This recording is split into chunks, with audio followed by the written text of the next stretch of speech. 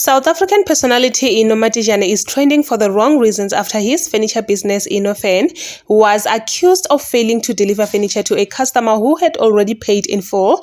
According to celebrity blogger Musa Khawula, the frustrated client allegedly paid about 9.450 including delivery fees back in September 2025 but claims the furniture was never delivered despite several follow-ups and requests for a refund. Screenshots of the alleged invoice were shared online, sparking criticism from social media users who questioned the business practices of the brand.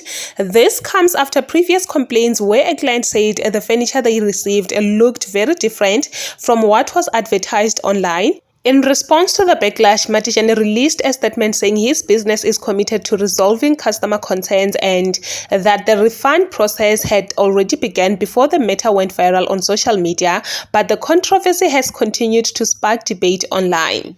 Thanks a lot for watching this video until the end. Please do consider leaving your thoughts down below in the comment section, and I will see you on my next upload.